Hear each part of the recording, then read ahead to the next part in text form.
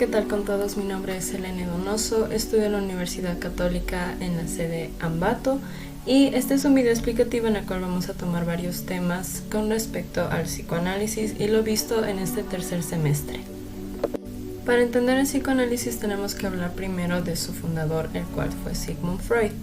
Él en el siglo XIX realizó esta teoría innovadora en su época, en la cual hablaba acerca de la influencia que tiene nuestro inconsciente con respecto a nuestra forma de actuar y nuestros pensamientos. Freud buscaba que el psicoanálisis sea considerado como una ciencia, por lo cual desarrolló varias técnicas terapéuticas como son la interpretación de los sueños y la asociación libre de ideas. Esto se sentó como las bases de sus teorías.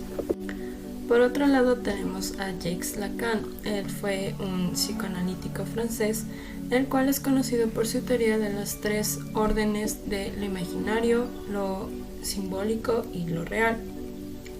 También introdujo el concepto de el otro y la información del lenguaje en la formación del sujeto y su importancia. Y como dijo, el inconsciente está estructurado como un lenguaje. Subraya la centralidad del lenguaje dentro de bastantes de sus teorías que vamos a ver más adelante. Jacques Lacan introdujo el término de el significante, lo cual es una estructura del lenguaje y por ende nuestra experiencia con respecto a la realidad y a lo que estamos viviendo. El significante tiene una función denominante en la cadena de significantes, que es cómo los significantes se relacionan y crean significado a través de sus diferentes conexiones. Mientras que la primicia del signo se enfoca en el signo como la unidad del significado, Lacan nos invita a ver el significante como el elemento primordial que estructura nuestro lenguaje y nuestro inconsciente. Otra figura clave de la historia del psicoanálisis fue Melanie Klein, la cual fue una psicoanalista austro-británica que fue conocida por sus innovadoras técnicas con respecto al análisis infantil. Ella enfatizó en la importancia de las relaciones objetivas tempranas y el juego simbólico en el desarrollo del niño. Sus teorías profundizaron en cómo los niños internalizan las figuras parentales y cómo esto afecta en su vida psíquica. Ahora que hemos hablado con respecto a los autores del psicoanálisis, es importante adentrarnos a varios temas que estos desarrollaron, como es el primero, el cual es el símbolo. En el psicoanálisis, un símbolo es un objeto, una imagen o un acto que representa otra cosa, a menudo una idea abstracta o un deseo inconsciente. Sigmund Freud, el padre del psicoanálisis, creía que los símbolos en los sueños revelan nuestros deseos y conflictos internos. Él decía, los sueños son el camino real al inconsciente. En este camino, los símbolos actúan como guías, ayudándonos a entender aspectos ocultos de nuestro psique. Por otro lado, como mencionamos antes, Lacan se centró bastante con respecto al lenguaje en sus teorías. El lenguaje es el medio por el cual comunicamos y comprendemos el mundo. Jacques argumentó que el inconsciente está estructurado como un lenguaje. Esto significa que nuestros pensamientos y nuestras emociones inconscientes se expresan a través de estructuras lingüísticas. Por otro lado tenemos al significante. En la teoría lacaniana, un significante es cualquier elemento del lenguaje que adquiere significado en relación a otros elementos. No tiene un significado fijo, sino que su sentido depende de su posición en la cadena de significantes. Como por ejemplo, la palabra rosa puede significar una flor, un color o incluso un nombre, dependiendo del contexto de la situación. Lacan sugirió que nuestra identidad y nuestros deseos están tejidos en esta red de significantes. El símbolo, el lenguaje y el significante son conceptos claves en el psicoanálisis que nos ayudan a explorar las profundidades de nuestra mente. Al comprender estos elementos podemos desentrañar los misterios de nuestros deseos y conflictos internos. Ahora les quiero hablar con respecto a uno de los temas más fascinantes y controversiales que existen con respecto al psicoanálisis, el cual es el complejo de Edipo. A continuación vamos a ver la perspectiva que presentó Jacques Lacan y primeramente Freud con respecto a esta investigación. Vamos a empezar hablando de Sigmund Freud con respecto a su complejo de Edipo, el cual lo desarrolló como parte central de su teoría del desarrollo psicosexual. Freud planteó que el desarrollo sexual humano se divide en varias etapas, esta siendo la oral, la anal, la fálica, la latencia y la genital. El complejo de Edipo ocurre durante la etapa fálica, es decir, entre los 3 y los 6 años de la infancia.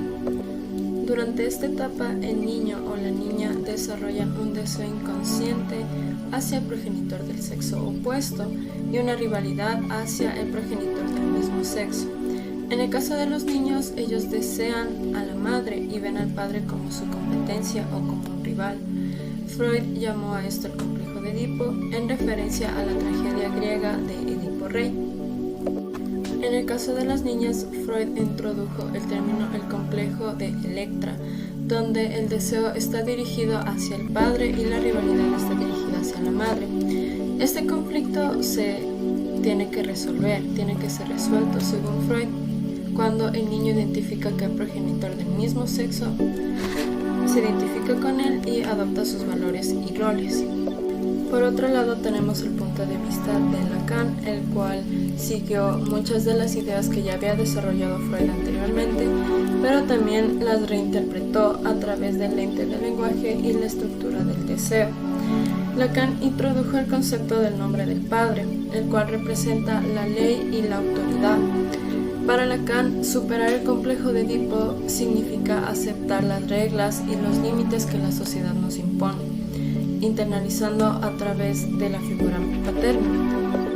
En resumen, mientras Freud veía el complejo de Edipo principalmente como término de deseo sexual y rivalidad, Lacan lo interpretó como un proceso de entrada al lenguaje y a la cultura del niño, donde el deseo y la ley son entrelazados.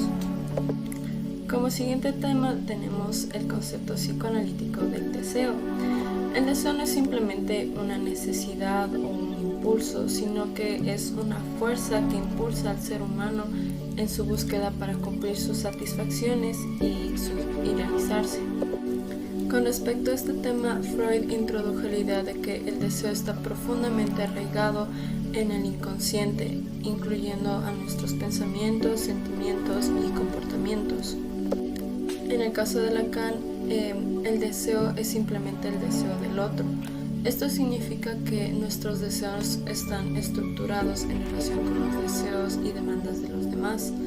Lacan también introduce el concepto de el objeto A, el objeto siempre inalcanzable que causa el deseo y nos motiva constantemente. Por otro lado, Lacan nos habla del deseo como el deseo del otro. Esto quiere decir que nuestros propios deseos están estructurados a base o en relación de los deseos de los demás. Lacan también introduce el concepto de el objeto A, el cual es el objeto que está siempre inalcanzable, el cual nos causa nuestro deseo y nos motiva constantemente para conseguirlo. A continuación vamos a hablar acerca de la castración.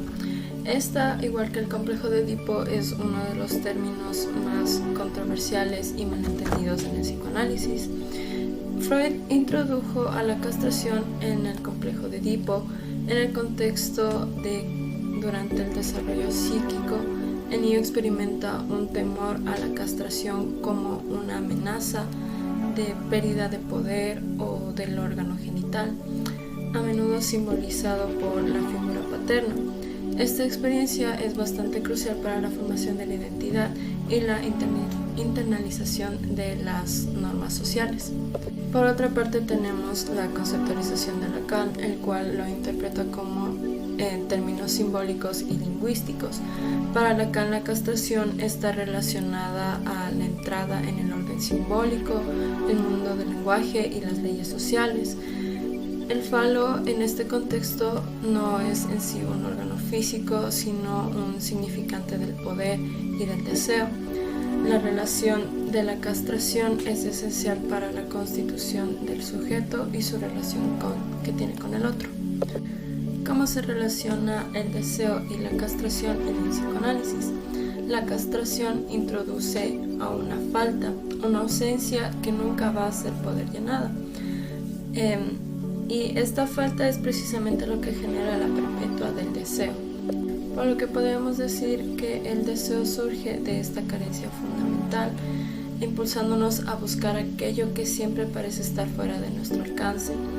Este ciclo interminable del deseo y la falta es parte esencial para la existencia humana, según el psicoanálisis. Nuestro siguiente tema es el nombre del Padre. Según Lacan, el nombre del Padre es una metáfora que representa la autoridad y la ley. Este concepto se vincula con respecto al complejo de Edipo explicado anteriormente. La función del padre o de su nombre no solo es biológico, sino que es una representación simbólica. Este nombre introduce al niño en el mundo de las leyes y dentro del lenguaje, ayudándolo a reconocer su posición en la sociedad y desarrollar su identidad. Por lo que el nombre del padre puede ser también conceptualizado como la aceptación de la prohibición. El niño internaliza las normas y las leyes, lo que le permite la formación de su superyo, la parte de su psique que regula la moral y las normas sociales. En resumen, podemos decir que el nombre del padre en el psicoanálisis y según Lacan es una figura simbólica que representa la autoridad y la ley. Este es crucial para el desarrollo psíquico, ya que ayuda al niño a integrarse en la sociedad y a construir su identidad. Nuestro siguiente tema es la pulsión. Para Freud, las pulsiones son fuerzas internas que nos impulsan a actuar de ciertas maneras.